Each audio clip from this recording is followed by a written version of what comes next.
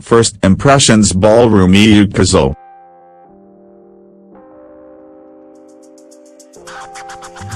I was lucky enough to see the world premiere of Ballroom Youkoso at Anime Expo last week, but of course one's reactions watching it on television should be a little different than in a giant expo hall surrounded by 3,500 screaming partisans. To be honest, my initial take on it, as I said at the time, was dance IQ with necks.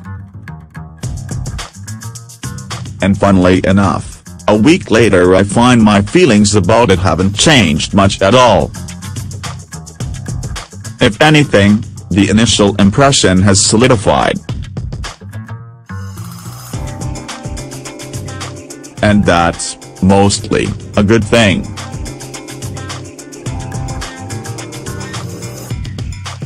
I come at Welcome to the Ballroom as someone who's scratched the surface of the manga, but for the most part is unspoiled.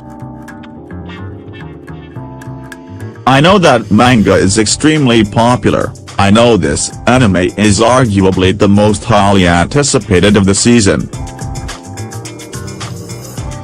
For me at least, it shared that honor with Youkoso no Altair, and my assessment of both premieres is roughly the same: highly competent and entertaining work by rock-solid staff from a prestige studio that didn't quite blow me away, as Made in Abyss did, for example, but didn't leave my let down in any way.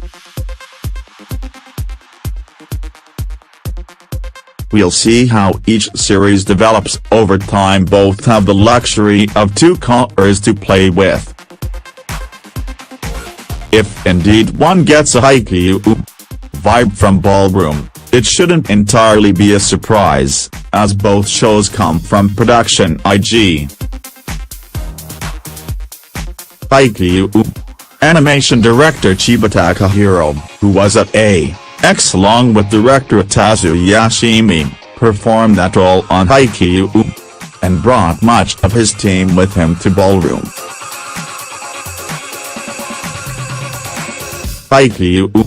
Maybe the most beautifully animated sports anime ever, so that's all good.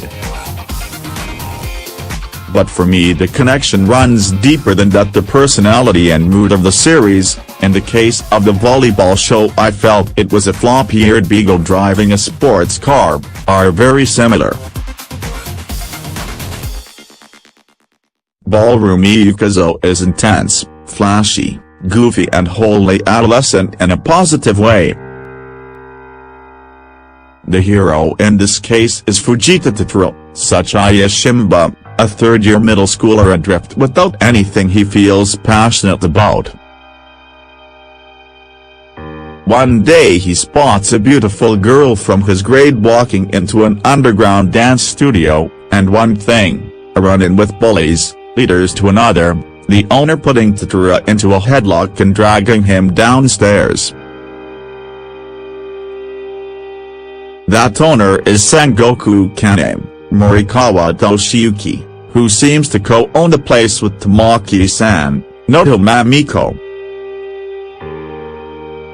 The aforementioned girl is Hanaoka Shizuku, Ayon Sakura, an accomplished dancer who's immediately assigned to put the newbie through his first steps, but asks the questions a girl in her position might reasonably think to ask.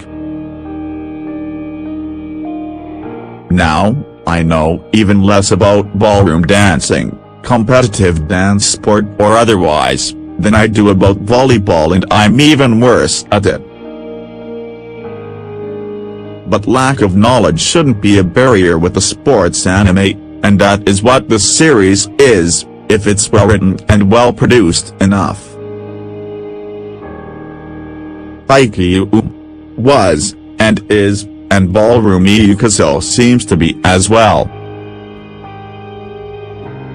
Sports anime are generally personal stories about growing up more than sports stories, and I think that's the case here.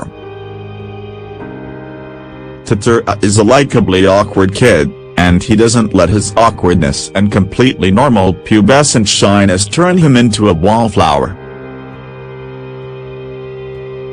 I quite like the casting here as well, especially the choice of a fresh-voiced newcomer like Tsuchiya-san as Totoro.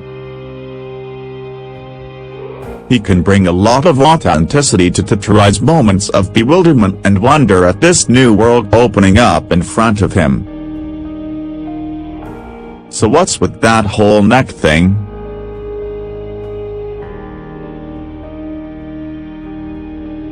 Well, I'll be honest, for me at least, the characters' designs for this series have extremely long necks. It's like Kishida Takahiro, another Haikyuu connection, is a big Kaisejou fan. Posture is a very important theme in this story, as Sangoku points out, and presenting ballroom dance through hand-drawn animation is replete with challenges, so I suspect the neck thing is intentional. I'm sure in time I'll stop noticing it so much, but truthfully it does stand out for me at the moment. It just looks very unnatural. It strikes me as an odd choice in an otherwise immaculately produced series, but it's hardly a deal-breaker, and maybe in the end it'll win me over. If that's the biggest complaint you can lodge against the show, it's in pretty damn good shape, and